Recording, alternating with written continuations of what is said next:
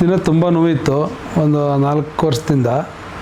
ಇವತ್ತು ಟ್ರೀಟ್ಮೆಂಟ್ ಆದಮೇಲೆ ಒಂದೇ ದಿನ ಟ್ರೀಟ್ಮೆಂಟಿಗೆ ಒಂದು 50% ಕಮ್ಮಿ ಆಗಿದೆ.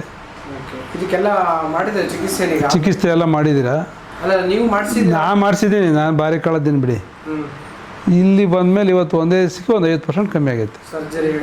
ಸರ್ಜರಿ ಹೇಳಿದರು 5 ಲಕ್ಷ ಕೇಳಿದರು. 5 ಲಕ್ಷ ಕೇಳಿದ್ರು, ಬೇರೆ ಹೆಸರು ಹೇಳಬಾರ್ದು. 5 ಲಕ್ಷ ಕೇಳಿದರು. ಆಯುರ್ವೇದ ಟ್ರೀಟ್ಮೆಂಟ್ ಮಾಡಿಸಿದ್ರಿ? ಆಯುರ್ವೇದ ಟ್ರೀಟ್ಮೆಂಟ್ ಮಾಡಿಸ್ದೆ, ಅಂದರೆ ಅವ್ರು ಸರಿಯಾಗಿ ಮಾಡಲಿಲ್ಲ. ನಿಮ್ಮ ಹತ್ರ ಬಂದಮೇಲೆ ನಿಮ್ಮ ಆಯುರ್ವೇದಿಕ್ ಚೆನ್ನಾಗಿದೆ. ಹ್ಞೂ, ಚೆನ್ನಾಗಿದೆ, ಏನು ತೊಂದರೆ ಇಲ್ಲ. ಇದು ಇನ್ನೂ 15 ದಿವಸ ಟ್ರೀಟ್ಮೆಂಟ್ ಇದೆ. ಕಾಲು ಊರಿ ಕೈ ಊರಿ ಇಲ್ಲ ಸರ್, ಈಗ ಇಲ್ಲ. ಇನ್ನೂ 15 ದಿವಸ ಟ್ರೀಟ್ಮೆಂಟ್ ಇದೆಯಲ್ಲ. ಓಕೆ ಸರ್, ಒಂದು 2 ವರ್ಷದಿಂದ ಈ ಕುತ್ತಿಗೆ ನೋವು, ಈ ತಲೆನೋವು ಇವೆಲ್ಲ ಬರ್ತಿದ್ದು. ಇಂಗ್ಲೀಷ್ ಮೆಡಿಸಿನಿಗೆ ಹೋಗ್ತಿದ್ದೆ. ಈಗ 1 ವರ್ಷದಿಂದ ಏನೋ ಅವೆಲ್ಲ ಬೇಡ ಅನ್ನೋ ಲೆಕ್ಕಾಚಾರದಾಗೆ ಮನೇಲಿ ನೋವು ತಿನ್ಕೊಂತ, ಕೆಲವೊಂದೊಂದು ನೋವಿನ ಮಾತ್ರೆ ತಿನ್ಕೊಂತ ಕೆಲಸ ಸ್ಟಾರ್ಟ್ ಮಾಡಿದೆ.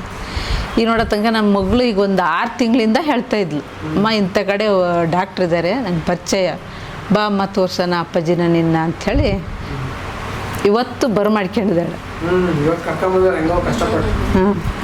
ಕರ್ಕೊಂಬಂದರೆ ಅಂದರೆ ಈಗ ಬೆಳಿಗ್ಗೆ ಇರೋದಕ್ಕೂ ಇವಾಗ ಇರೋದಕ್ಕೂ ನನಗೆ ಟ್ರೀಟ್ಮೆಂಟು ಎಲ್ಲ ಥರನೂ ಮಾಡಿರಪ್ಪ. ಇಲ್ಲಿ ಚೆನ್ನಾಗೈತಿ. ಈಗ ಮನಸ್ಸಿಗೆ ಒಂಥರ ತಲೆನೋವಿತ್ತು, ಮನಸ್ಸಿನಾಗ ಏನೇನೋ ಇತ್ತು, ರಾತ್ರಿ ನಿದ್ರೆ ಬರಲ್ಲ.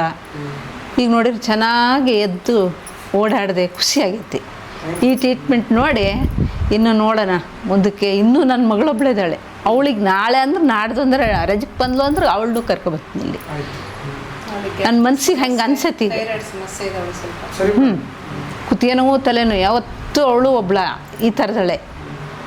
ನನಗೆ ಖುಷಿ ಅನಿಸಿತ್ತಲ್ಲ, ಆ ಒಂದು ಇದಕ್ಕೆ ನನ್ನ ಮಗಳಿಗೂ ಕರ್ಕೊಬಂದು ಕೊಡಿಸ್ಬೇಕು ಅಂತ. ಖುಷಿ ಆಯಿತು. ತುಂಬ ಧನ್ಯವಾದಗಳು ನಿಮಗೆ.